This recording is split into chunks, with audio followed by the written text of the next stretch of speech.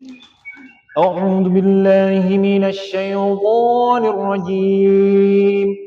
بسم الله الرحمن الرحيم.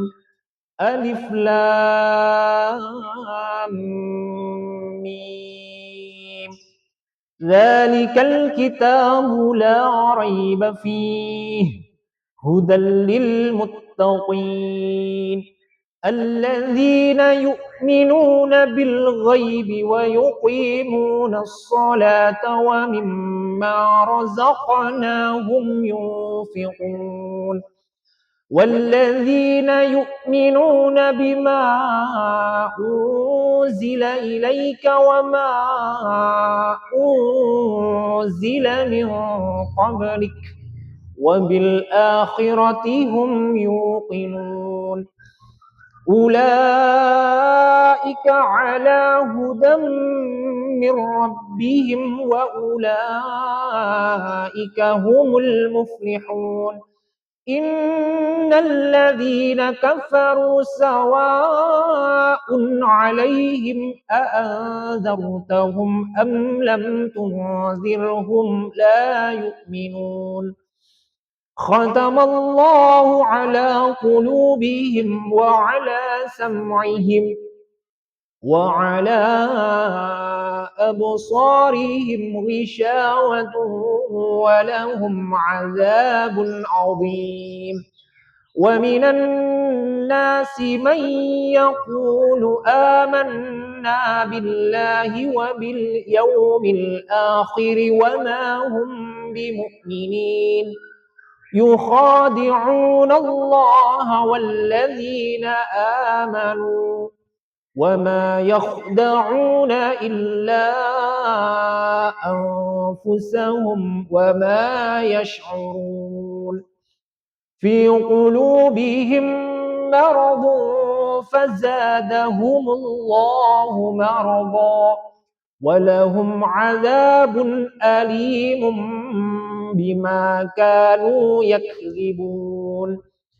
وإذا قيل لهم لا تفسدوا في الأرض قالوا إنما نحن مصلحون ألا إنهم هم المفسدون ولكن لا يشعرون وإذا قيل لهم آمنوا كما آمن الناس قالوا أنؤمن كما آمن السفهاء ألا إنهم هم السفهاء ولكن لا يعلمون وإذا لقوا الذين آمنوا قالوا آمنا وإذا خلوا إلى شياطينهم قالوا إنا معكم إنما نحن مستهزئون الله يستهزئ بهم ويمدهم في طغيانهم يعمهون أولئك الذين اشتروا الضلالة بالهدى فما ربحت تجارتهم وما كانوا مهتدين مثلهم كمثل الذي استوقد نارا فلما أضاءت ما حوله